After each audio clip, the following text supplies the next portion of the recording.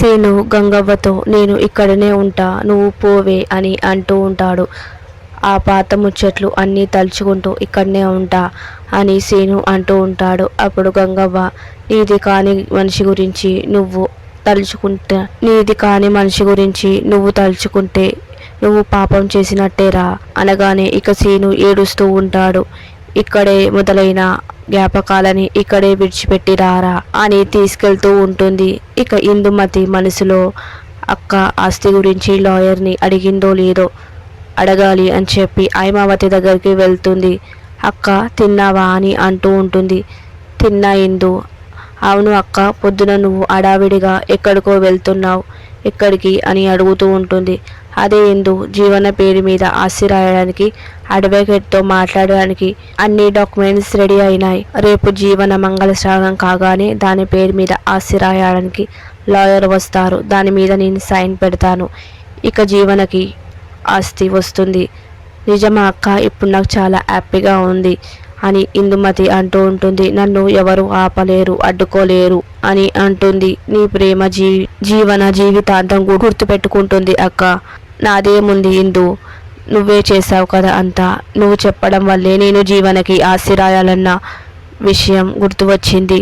నీ మేలు మర్చిపోలేను అని అంటూ ఉంటుంది.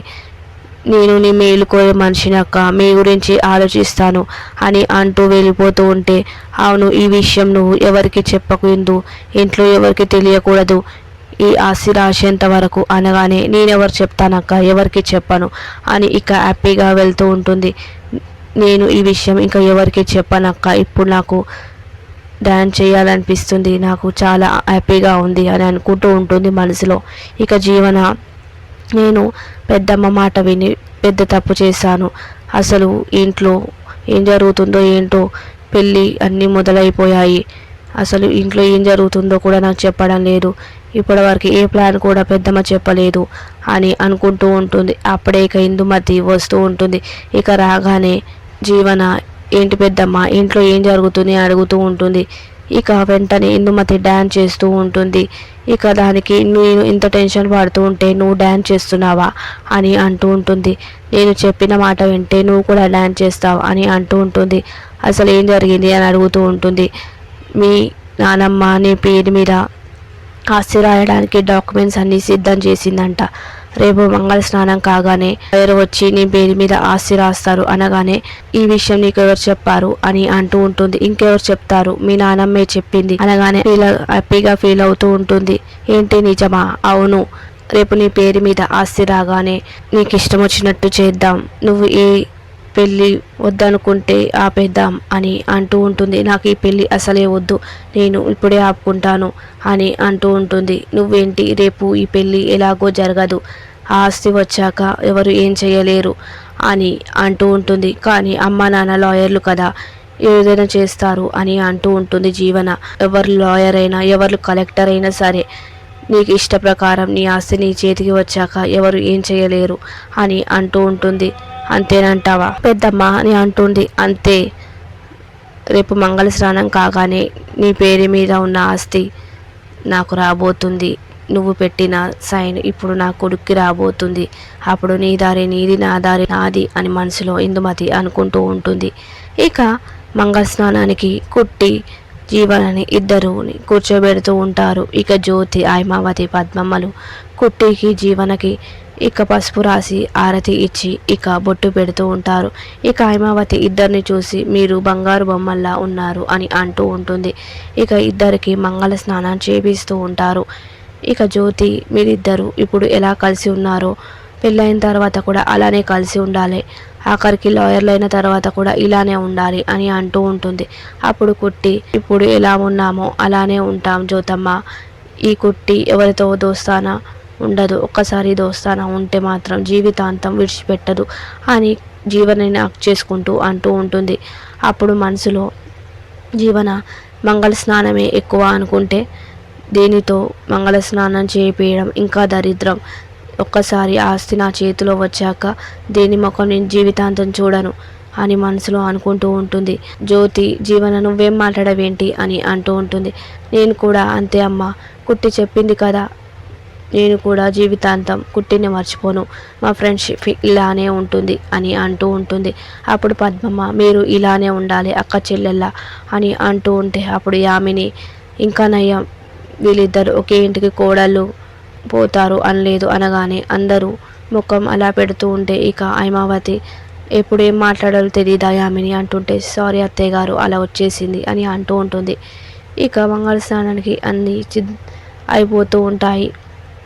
ఇక సునంద కారులో వస్తూ ఉంటుంది. ఇక సూర్య గౌరీప్రసాద్ ఇద్దరు మాట్లాడుకుంటూ ఉంటారు. ఇక సునంద కారులో రావడం చూసి విద్యాప్రసాద్ ఎవరో వచ్చినట్టున్నారు సూర్య అని అంటూ ఉంటాడు.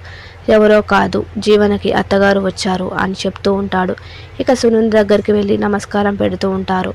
నమస్కారం సునంద గారు అని అంటూ ఉంటాడు. నమస్కారం సూర్యప్రసాద్ గారు అని అంటూ ఉంటుంది సునంద.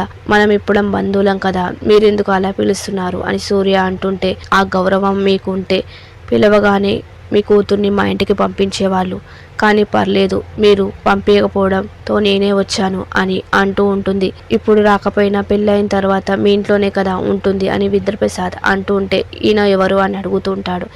ఈయన మా అన్న విద్యాప్రసాద్ బిజినెస్ చేస్తూ ఉంటాడు అని చెప్తూ ఉంటాడు సూర్య. ఓ అలాగా ఏర్పాట్లన్నీ బాగానే చేసినట్టున్నారు అని అంటూ ఉంటుంది. ఇక జీవన ఆదిత్య బ్యానర్ చూసి మీ కూతుర్ని చూడడం ఇదే ఫస్ట్ టైం అని అంటూ ఉంటుంది. ఇక లోపలికి రండి అని సూర్య అంటూ ఉంటాడు. ఇక సరే అని చెప్పి ఇక లోపలికి వెళ్తూ ఉంటారు. ఇక హైమావతి గౌరీప్రసాద్తో సూర్య అమ్మ సునంద వచ్చిందని చెప్తూ ఉంటాడు. ఇక ఇద్దరికి నమస్కారం పెడుతూ ఉంటుంది. ఇక గౌరీప్రసాద్ మీరు మా ఇంటికి రావడం ఇదే ఫస్ట్ టైం కదా మా పెద్ద కొడుకు విద్యాప్రసాద్ ఆవిడ భార్య యామిని ఆవిడ కొడుకు హర్ష అని చెప్తూ ఉంటాడు. ఇక మా మరదలు ఇక ఆవిడ కొడుకు పోలీస్ అనగానే ఇక అందరూ మీ ఇంట్లోనే ఉన్నట్టున్నారు లాయర్లు పోలీసులు అని అంటూ ఉంటాడు. ఇక గౌరీప్రసాద్ కూర్చోమని అంటూ ఉంటాడు. ఇక కూర్చొని చూస్తూ ఉంటుంది. ఇక కోపంగా హైమావతి యామినితో జ్యూస్ తీసుకురా యామిని అంటూ ఉంటుంది. సరే అని చెప్పి ఇక యామిని వెళ్తూ ఉంటుంది. ఇక జ్యోతి వచ్చి మీరు ఇప్పుడే వచ్చినట్టున్నారు అని అంటూ ఉంటుంది. ఇల్లు చూద్దాం రండి అనగానే నాకు ఇల్లు ఏం అవసరం లేదు మీ అమ్మాయిని పిలిపిస్తే నేను చూసి వెళ్తాను అని అంటూ ఉంటుంది సునంద. అవునా పైన జీవన రెడీ అవుతుంది నేను తీసుకొస్తాను అని చెప్పి ఇక జ్యోతి వెళ్తూ ఉంటుంది. ఇక జ్యోతి జీవన దగ్గరికి వెళ్తూ ఉంటుంది. ఏంటో ఏమో ఈ అమ్మ నాకు ఈ చీర వద్దంటే బలవంతంగా కట్టింది నాకేంటో ఈ కష్టాలు అనుకుంటూ ఉంటుంది జీవన. ఇక జ్యోతి వచ్చి జీవన రెడీ అయ్యావా అంటుంటుంది. అవును రెడీ అయ్యానమ్మా పద కిందికి వెళ్దాం అంటుంటుంది. ఇక్కడికి మీ అత్తయ్య గారు వచ్చారు కిందికి ఆవిడెందుకు వచ్చింది నిన్ను చూడ్డానికి వచ్చింది ఆయన ఫోటోలో చూసింది కదా మళ్ళీ ఎందుకు వచ్చింది అని అంటూ ఉంటుంది. ఆవిడ ఫోటో కూడా అడగలేదు నిన్ను చూడ్డానికి వచ్చింది రా కిందికి అని అంటూ ఉంటుంది. అమ్మ నేను ఇప్పుడు రాను 5 minutes పడుతుంది అని అంటూ ఉంటుంది. ఇంకా 5 minutesా అవును నువ్వు వెళ్ళమ్మా నేను వస్తాను అంటూ ఉంటుంది. సరే జీవన నేను మళ్ళీ వస్తానని చెప్పి జ్యోతి వెళ్తూ ఉంటుంది. అయినా ఈవిడ ఆడావిడేంటో ఆవిడ వస్తుంటే నేనేదో నిజంగానే ఈ పెళ్ళి చేసుకుంటాను అనుకుంటుందేమో నేను అస్సలు చచ్చినా ఈ పెళ్ళికి చేసుకోను నేను కిందికి అసలే రాను ఏం చేసుకుంటూ చేసుకొని అని అనుకుంటూ ఉంటుంది జీవన. ఇక జ్యోతి కిందికి వచ్చి జీవన 5 minutesలో వస్తుంది రెడీ అవుతుందని సునుతో చెప్తూ ఉంటుంది. ఇక సునంద జ్యూస్ తీసుకో అని యామిని అంటుంటే నాకేమొద్దు మీ అమ్మాయిని చూపిస్తే చాలు అని అంటూ ఉంటుంది. ఈవిడకి ఇంత కోపంలా ఉండే అని హైమావతి మనసులో అనుకుంటూ ఉంటుంది.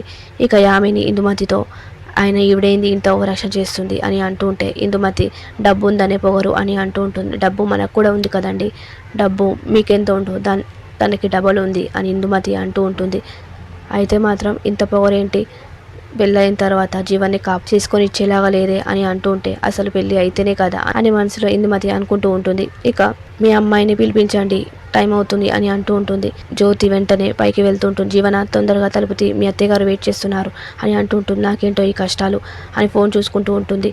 ఆవిడ వెళ్ళేదాకా నేను ఇలాంటి టైం పాస్ చేస్తాను అని అనుకుంటూ ఉంటుంది. తీ జీవన తీ అని అంటూ ఉంటుంది. ఇక జీవన తలుపు తీయకుండా ఉంటుంది. అయినా ఈ అమ్మాయి ఏంటి ఇంత టైం పాస్ చేస్తుంది ఇంకా రావడం లేదేంటి అని అనుకుంటూ ఉంటుంది. సునంద నేను వచ్చానని తెలిసి కూడా ఇంకా రావడం లేదంటే అనుకుంటూ ఉంటుంది. ఇక యామిని కూడా వస్తూ ఉంటుంది. జీవన ఇంత టైం ఏంటి రా తొందరగా అంటూ ఉంటుంది. ఇక 2 minutes అమ్మ అంటుంటే అరగంట నుంచి ఆవిడ వెయిట్ చేస్తూ ఉంటుంది వెయిట్ చేస్తూ ఉంది. త్వరగా రా అని ఆమెను కూడా అంటూ ఉంటుంది. ఇక ఏం చేయలేక జీవన తలుపు తీస్తూ ఉంటుంది. రెడీ అయ్యానమ్మా అని అంటుంటుంది. రెడీ అవ్వడం ఏంటి, త్వరగా పా, ఆవిడ వెయిట్ చేస్తూ ఉంటుంది అని చెప్పి కిందికి తీసుకెళ్తూ ఉంటారు జీవన్ని. ఇక జీవన ఈవిడే అని చెప్పి అంటూ ఉంటుంది. ఇక సునంద జీవన్ని చూస్తూ ఉంటుంది.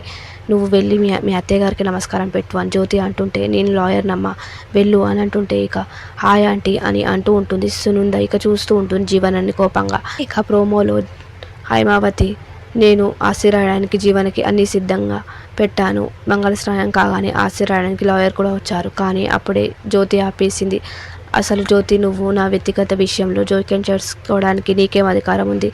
ఎందుకు ఆపావు అని అడుగుతూ ఉంటుంది. నేను మీ కోడలు అత్తయ్య గారు, మీరు ఆస్తి రాయండి, కానీ జీవన పేరు మీద ఒక్కదాని మీద కాదు, ఆదిత్య పేరు మీద కూడా రాయండి అనగానే అందరూ షాక్ అవుతూ ఉంటారు. మరి ఏం జరగబోతుందో నెక్స్ట్ ఎపిసోడ్లో చూద్దాం.